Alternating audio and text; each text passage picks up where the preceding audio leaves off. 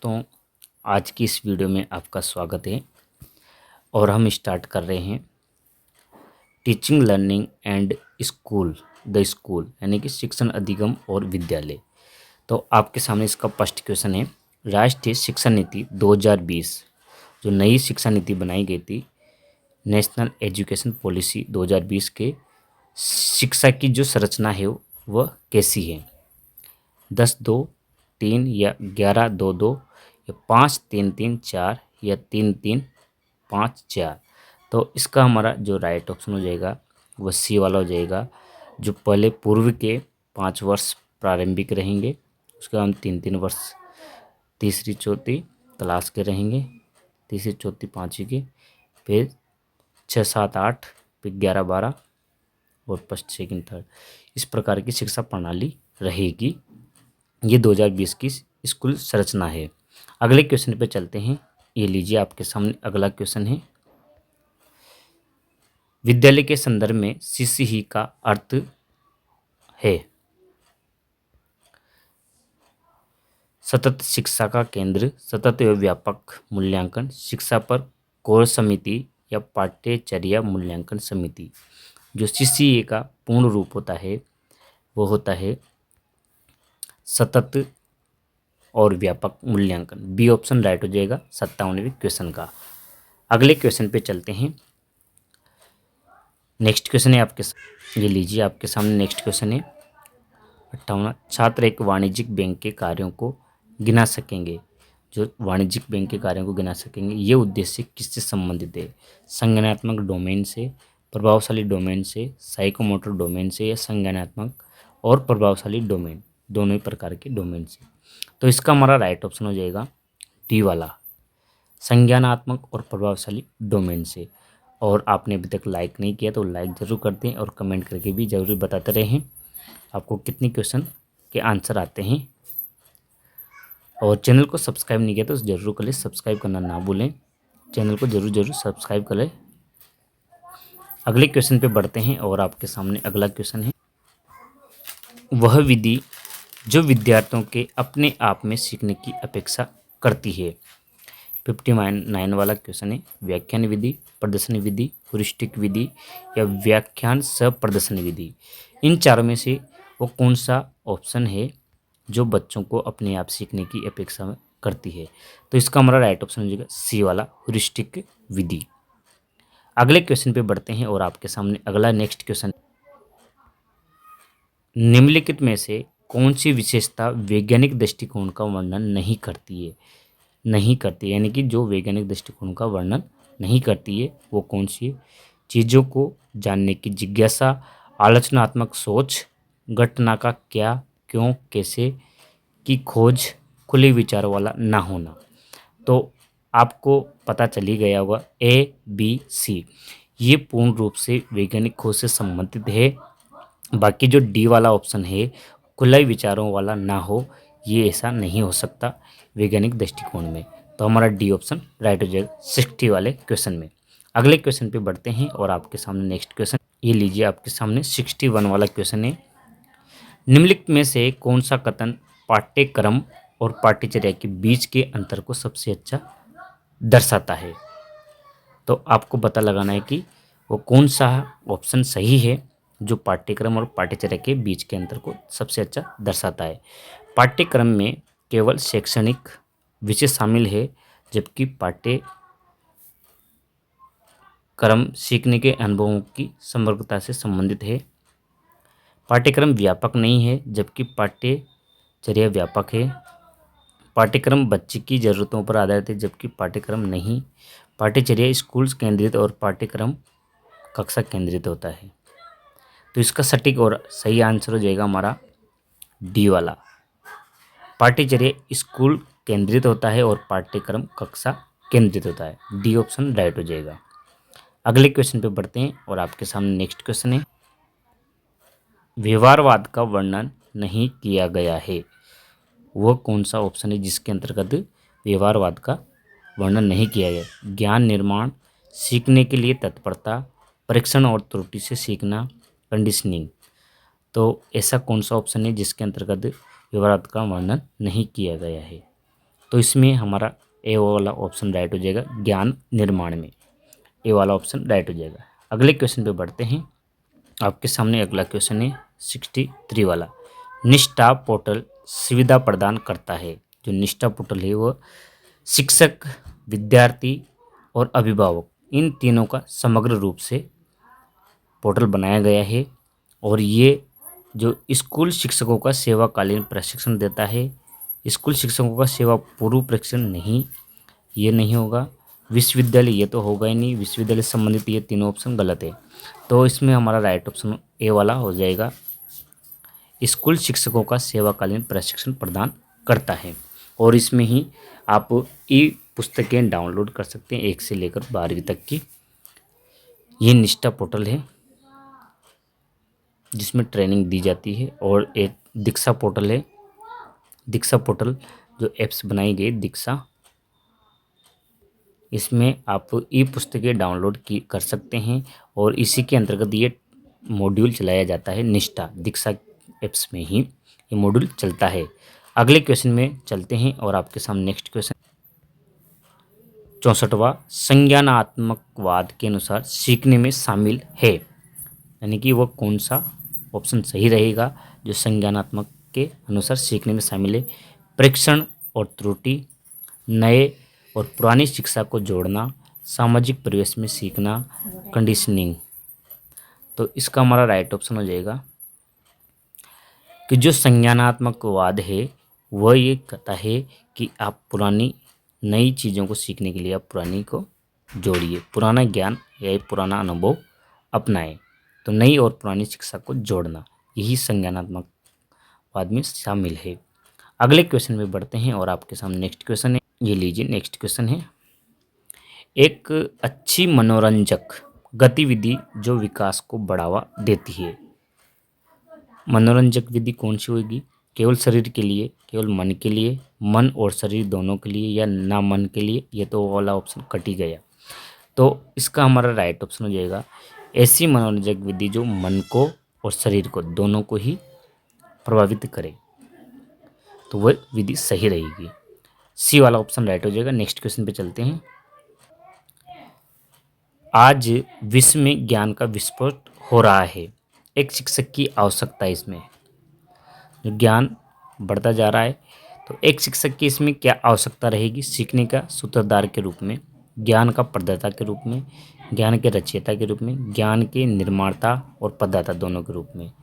तो जो शिक्षक है वो हमेशा बालकों को ज्ञान प्रदाता के रूप में भी मानता है और निर्माता के रूप में भी मानता है। तो इसमें हमारा स्पष्ट और सही आंसर हो जाएगा डी ऑप्शन, ज्ञान के निर्माता और प्रदाता के रूप में। अगले क्वेश्चन पे चलते हैं, 67वें क्वेश्चन पे। निम्नलिखित में से कौन सपाठ्यक्रम गतिविधि नहीं है? सपाठ्यक्रम वाली गतिविधि, एक कक्षा में एक प्रश्नोत्तरी, एक सांस्कृतिक कार्यक्रम, पाठ्य पुस्तक पढ़ना, स्कूल की लाइब्रेरी में कहानियों की किताबें पढ़ाना। तो जो सपाठ्यचर्या में पाठ्यक्रम में शामिल नहीं है वह है किताबों को पढ़ते रहना, ये नहीं है। तो सी ऑप्शन राइट हो जाएगा। अगले नेक्स्ट क्वेश्चन पे चलते हैं, 68वें क्वेश्चन पे। ये लीजिए आपके सामने 68वां क्वेश्चन। दूरस्थ शिक्षा प्रणाली में निर्देश आमतौर पर इसके माध्यम से प्रदान किया जाता है। यानी कि वो कौन सा माध्यम है जिसके माध्यम से विद्यार्थियों को निर्देश प्रदान किए जाते हैं? व्यक्तिगत संपर्क के द्वारा, ये तो होगा ही नहीं। मुद्रित अध्ययन सामग्री द्वारा, रेडियो, टेलीविज़न। वर्तमान में ये वाले भी चल रहे हैं, लेकिन जो इसका जो राइट ऑप्शन होएगा वो मुद्रित सामग्री के द्वारा ही दूरस्थ शिक्षा में निर्देश प्रदान किए जाते हैं। अगले क्वेश्चन पे बढ़ते हैं। नेक्स्ट क्वेश्चन है आपका, निम्नलिखित में से कौन सा दृश्य और श्रव्य सामग्री के उपयोग के लिए अच्छा नहीं है? अच्छा नहीं है। अनेक ज्ञानेंद्रियों का उपयोग, ये बिल्कुल सही है। नवीनता पैदा करता है, बिल्कुल सही है। अमूर्तताओं को ठोस बनाता है, ये भी सही है। सरल अवधारणाओं को जटिल बनाता है, ये इसमें गलत ऑप्शन है कि जो सरल अवधारणाएं उनको जटिल बनाने का कार्य नहीं करते है। यानी कि यही ऑप्शन राइट हो जाएगा हमारा डी ऑप्शन। नेक्स्ट क्वेश्चन पे पढ़ते हैं और लाइक ज़रूर करते हैं रहें कमेंट करके ज़रूर बताएं कि आपको कितने आते हैं इसमें। अगली क्लास में मैं अगले प्रीवियस ईयर के पेपर को भी लाऊंगा, तो आप चैनल को ज़रूर ज़रूर सब्सक्राइब कर लें। अगले क्वेश्चन पे बढ़ते हैं। यूनेस्को को जैक्स डेलर की रिपोर्ट का शीर्षक था। यूनेस्को की जो जैक्स डेलर रिपोर्ट थी उसका शीर्षक क्या था? शिक्षा पर अंतर्राष्ट्रीय आयोग की रिपोर्ट, सहस्त्राब्दी विकास रिपोर्ट, सीखना भीतर का खजाना है, सभी के लिए शिक्षा पर विश्व घोषणा।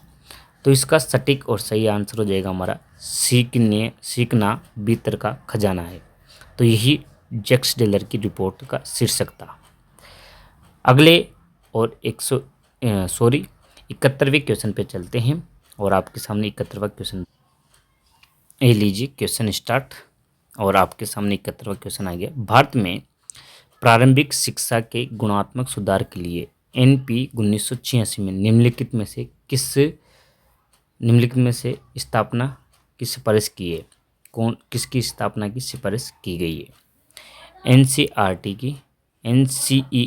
की, डाइट की या आईएएसआई की? गुणात्मकता के सुधार के लिए जो शिक्षा में 1986 में शिक्षा में डाइट की स्थापना की सिफारिश की गई है, जिससे कि प्रारंभिक शिक्षा में गुणवत्ता में सुधार हो सके। तो इसमें हमारा सी वाला ऑप्शन राइट हो जाएगा, डाइट। अगले नेक्स्ट क्वेश्चन पे बढ़ते हैं। और जो अभी नई शिक्षा नीति है 2020 बनाई गई है, नेशनल एजुकेशन पॉलिसी, इसको भी ध्यान रखना है कि नई शिक्षा नीति कौन सी है 2020। नेक्स्ट क्वेश्चन पे चलते हैं, 72वें क्वेश्चन पे।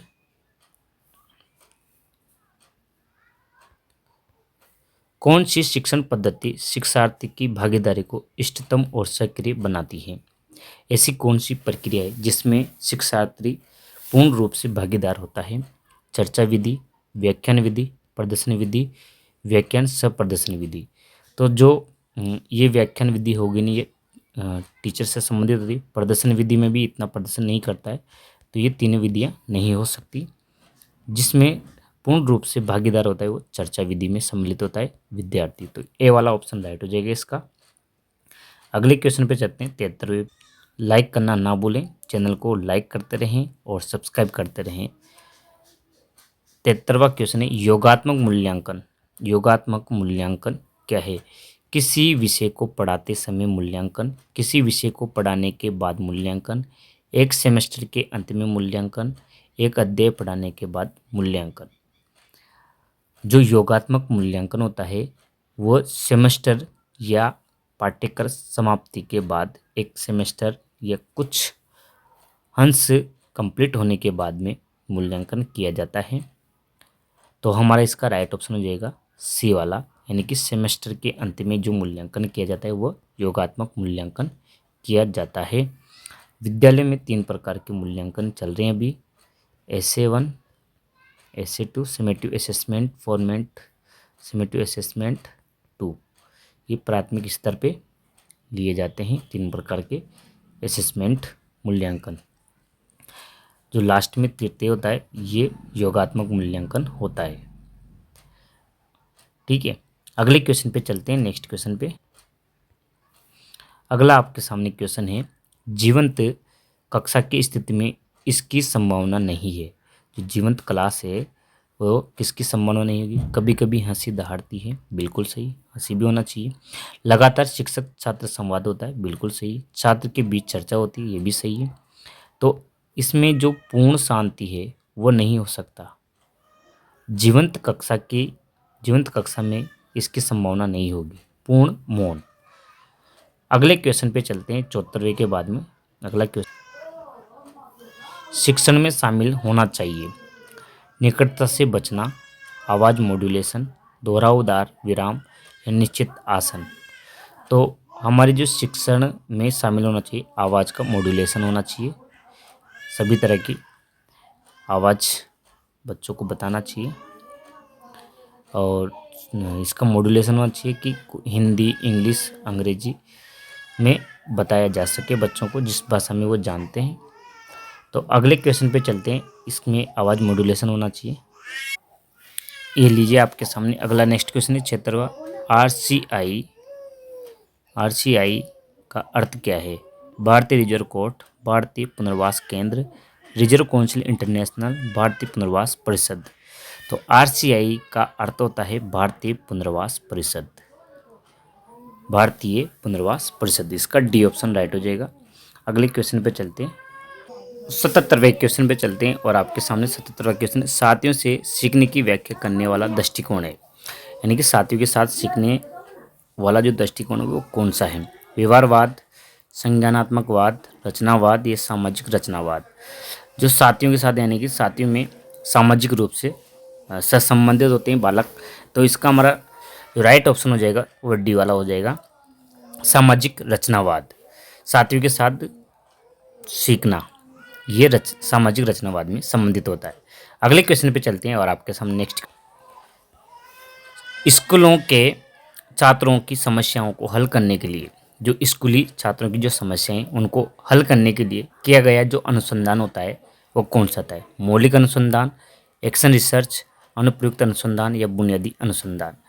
जो बच्चों की समस्याएं आती है, हर रोज़ ना कोई समस्या जरूर आती है बच्चों की, उसको सॉल्व करने के लिए टीचर कौन सा अनुसंधान अपनाता है?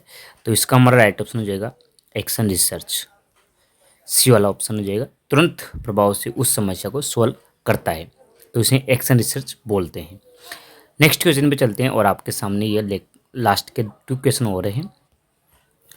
दृष्टिकोण में परिवर्तन का क्या संबंध है? दृष्टिकोण में परिवर्तन का संबंध है संज्ञानात्मक डोमेन, साइकोमोटर डोमेन, प्रभावशाली डोमेन, भावनात्मक और संज्ञानात्मक डोमेन। दोनों ही प्रकार का हो सकता है। अगर दृष्टिकोण में आप परिवर्तन लाते हैं तो आपको भावनात्मक और संज्ञानात्मक दोनों तरह से ही परिवर्तित होना होगा। इसका डी ऑप्शन राइट हो जाएगा हमारा 79 का डी ऑप्शन, भावनात्मक और संज्ञानात्मक दोनों डोमेन। इसका लास्ट क्वेश्चन है और आपको लाइक ज़रूर कर देना है लास्ट में जाते जाते। तो लास्ट क्वेश्चन पे चलते हैं और आपने चैनल को सब्सक्राइब नहीं किया तो वो जरूर कर लें। भारतीय संविधान के अनुच्छेद के तहत प्रारंभिक शिक्षा एक मौलिक अधिकार के रूप में है, वो कौन सा अनुच्छेद है ये बताना है। जो प्रारंभिक शिक्षा का एक मौलिक अधिकार है 15A में, 20A में, 21A में या 20B में। तो जो अनुच्छेद है वो है 21A। इसमें भी मौलिक अधिकार के रूप में शिक्षा को जोड़ा गया है। और ये जो 2009 का एक्ट बना था निःशुल्क और प्रारंभिक शिक्षा से संबंधित है, जो 6 से 14 वर्ष के लिए बच्चों के लिए लागू है। इसमें अब बढ़ते हैं हम, लास्ट क्वेश्चन पूरा हो चुका है। आपने अभी तक चैनल को सब्सक्राइब नहीं किया तो जरूर कर ले, बेल आइकन दबाना ना भूलें। फिर मिलते हैं ऐसी नई वीडियो के साथ। Thank you for watching. Channel को जरूर सब्सक्राइब करके चले जाएं। Thank you. वो ज़रूर सब्सक्राइब कर ले MJ टीचर्स को और बेल आइकन दबाना ना भूलें। फिर मिलते हैं ऐसी नई वीडियो के साथ। थैंक यू फॉर वाचिंग और इस सीरीज़ के साथ जुड़े रहिए मित्रों। जब तक एक दूसरे की मदद करते रहेंगे तब तक कोई भी नहीं गिरेगा, चाहे व्यापार हो, परिवार हो या फिर समाज। ये था हमारा आज का motivational code. Thank you for watching. Subscribe करना ना भूलें।